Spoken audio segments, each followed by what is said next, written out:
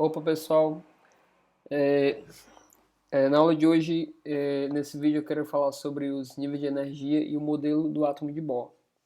Então, como eu já foi falado, né, em 1913 tinha um físico trabalhando junto com o Rutherford, que fez aquele experimento que foi estudado na sessão anterior, certo?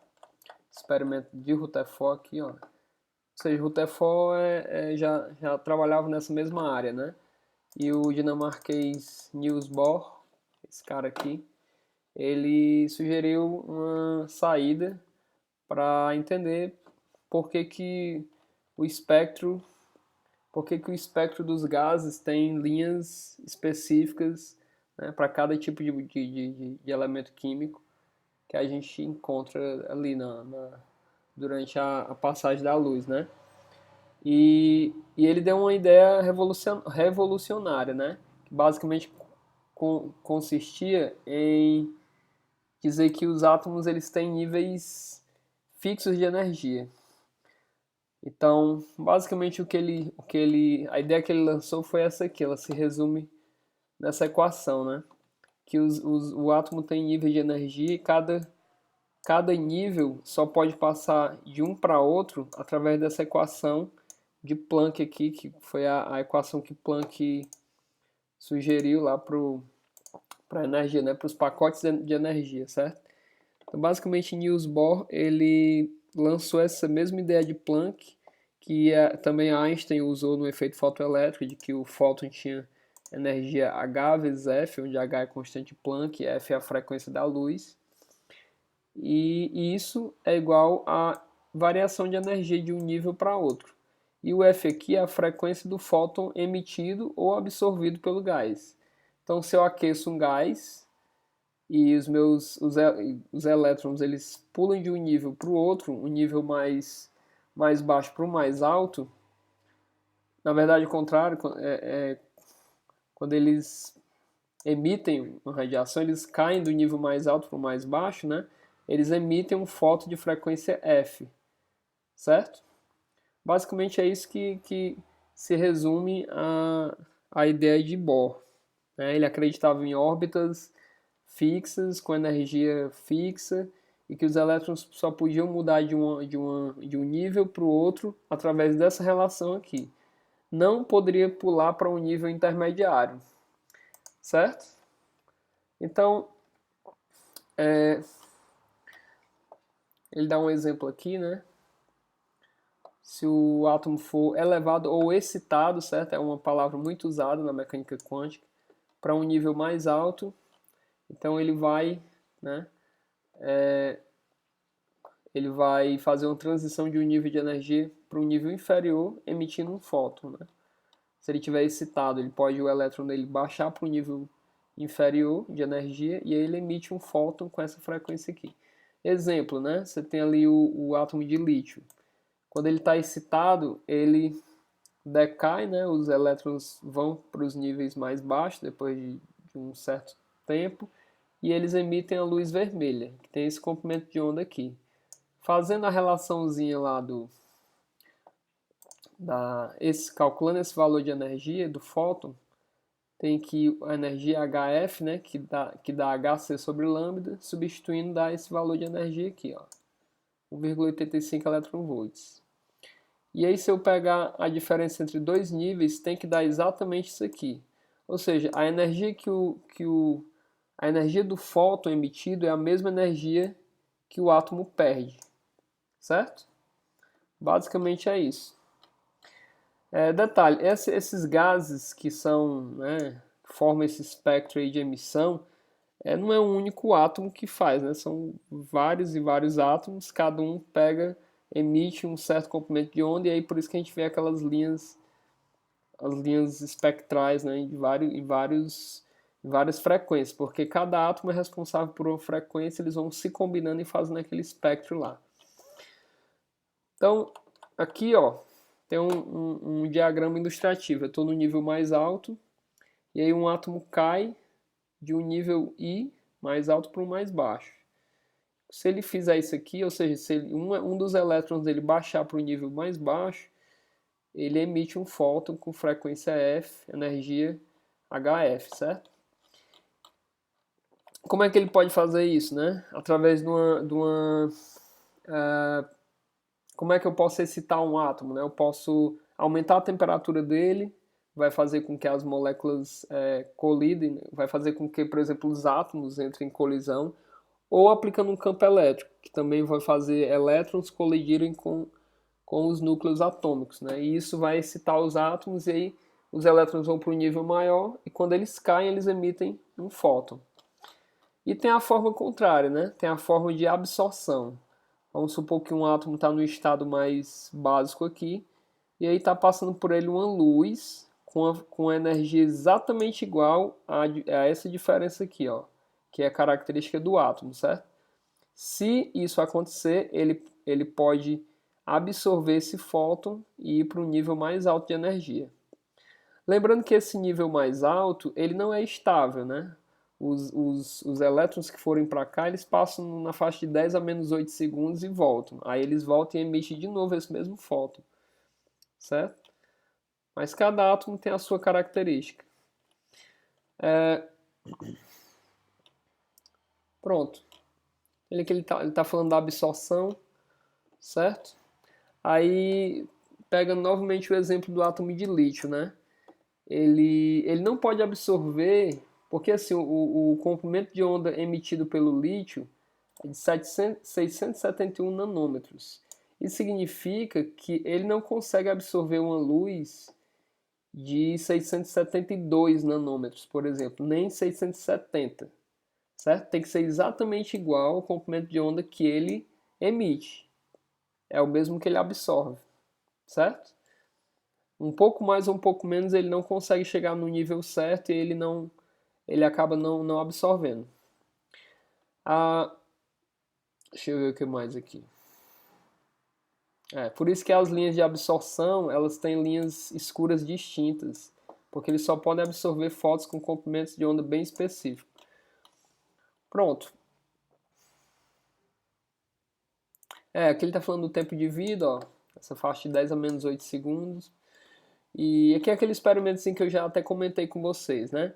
Eu tenho uma fonte de luz branca aqui, e essa luz branca, parte dela é refletida aqui em dois espelhos, ó, e vem para cá para cima, passando por uma rede de difração, e aí o espectro dessa luz branca é o contínuo, né?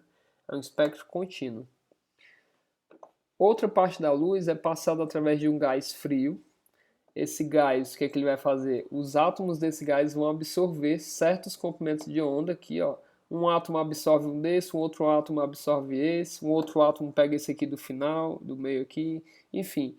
Cada átomo pegando um fóton diferente, em níveis diferentes. No final, quando essa luz atravessa, depois de passar por uma rede de difração, a gente tem isso aqui, ó. Basicamente é uma assinatura do gás, né? Essa parte preta aqui é uma assinatura do gás. É uma característica de quais elementos tem, quais níveis de energia esse gás tem, certo? E ao mesmo tempo, como esse gás absorveu esses fótons da luz branca e esses elétrons que foram para níveis mais altos, eles não são estáveis, eles têm que voltar para o seu estado natural, né? Onde eles são estáveis, eles acabam emitindo luz. Por isso que aqui ao redor tem esse clarão aqui, ó. Basicamente é o gás emitindo luz para todas as direções. Parte dessa luz passa por uma rede de difração aqui e aqui a gente tem o espectro de emissão, ou seja, o gás ele emite somente esses comprimentos de onda que ele absorveu aqui no espectro de absorção, certo? Então é um experimento bem interessante aí para a gente entender a natureza quântica dos gases, né, da matéria no geral. Então aqui, ó, é falado aqui sobre o átomo de sódio, né? Por que ele tem essa cor amarela alaranjada? Basicamente porque os dois primeiros níveis de energia do sódio, eles têm... Aqui tem um nível básico, né? Um nível fundamental. E os dois primeiros níveis excitados são esses aqui, ó, de 589 nanômetros e 589,6 nanômetros. Os comprimentos de onda dos fótons, né, nesses estados aqui. Então, aqui tem um diagramazinho mostrando também além de mostrar os níveis, mostra os subníveis, né? Ó, S, P, D, F, aqueles lá do átomo que vocês já devem ter estudado. Mas a gente vai ver isso com mais detalhe na parte do átomo de hidrogênio. Então isso aqui explica por que o sódio tem essa cor amarela alaranjada. Beleza? Um teste padrão para saber se existe sódio, né, em algum material. Você procurar essa luz, né, a partir de uma amostra colocada numa chama. Se você queimar um material e ele tiver uma luz amarela alaranjada, é um sinal de que ele tem sódio na composição dele. Aqui tem um exemplo, ó, de um átomo hipotético. Tem um átomo que ele tem 3 níveis, né, um nível básico de 0 eV e tem 2 níveis excitados, de 1 eV e 3. Aqui tem um diagrama dele, ó, certo? Ele tem um nível básico, ele tem um primeiro nível excitado de 1 eV e o segundo de 3. Então a primeira coisa que a questão pergunta é o seguinte: quais são as frequências e os comprimentos de onda das linhas espectrais que esse átomo pode emitir quando ele estiver excitado, certo? Então ele estando no estado mais elevado, ele pode decair, né? Por exemplo, se o elétron estiver bem aqui, ele pode cair para cá, ou seja, uma diferença de 2 eV. Ele pode cair também daqui para cá, com 1 eV de diferença, e ele pode cair daqui diretamente para baixo, né? Para o nível mais básico, de 3 eV. Então são 3 níveis de energia, de 3 energias de fótons, vamos dizer assim, que ele pode emitir nesse decaimento, certo? Basicamente a gente pode aplicar aqui a energia do fóton, né, que é HF, e aí divide essa energia pela constante de Planck que encontra a frequência. Então, no decaimento de 1 eV, né, tem o de 1, de 2 e o de 3. De 1 eV dá essa frequência, o de 2 e o de 3 dão essas duas frequências aqui, né? E aí ele faz um a um aqui, ó, comprimento de onda, ele usa aquela equação da velocidade igual a lambda f. Lambda é a velocidade da luz sobre a frequência do primeiro nível, né? Ó. Então dá 1240 nanômetros. Então quando ele cai daqui para cá, ele emite um comprimento de onda de 1240 nanômetros. O 2 e o 3 vai dar 620 e 414. Então daqui para cá dá 620 nanômetros e o 3 daqui para cá 414 nanômetros. É o comprimento de onda do fóton emitido. Certo? Aí no item B ele pergunta quais comprimentos de onda esse átomo pode absorver se estiver no nível básico. No nível básico, ele estando aqui nesse nível básico, ele só pode absorver 1 eV para ir para cá para o segundo. E daqui também ele também pode absorver 3 eV, certo? Ele não pode absorver do nível básico os 2 eV, porque se ele absorver 2 eV, ele vem bem para cá para o meio, ó. E aqui não é uma região proibida, certo? É uma região proibida. Ele poderia, se ele tivesse em 1 eV, se ele tivesse nesse nível de energia, ele poderia absorver os dois.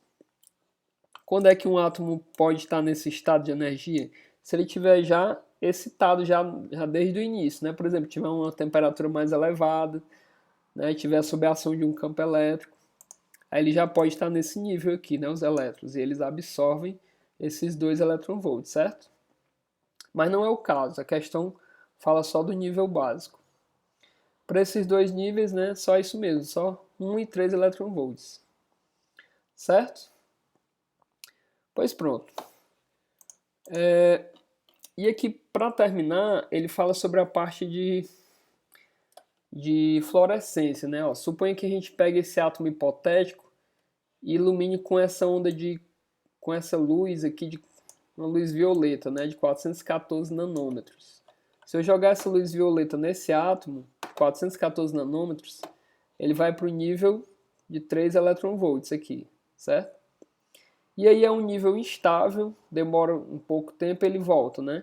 Mas na hora de voltar, não é obrigado ele voltar direto para cá para o final, não. Ele pode voltar para a metade, emitindo um comprimento de onda de 620 nanômetros e depois da metade ele volta para cá para baixo, emitindo um de 1240 nanômetros. Aí isso é a definição de fluorescência, que segundo ele aqui, né? Ó,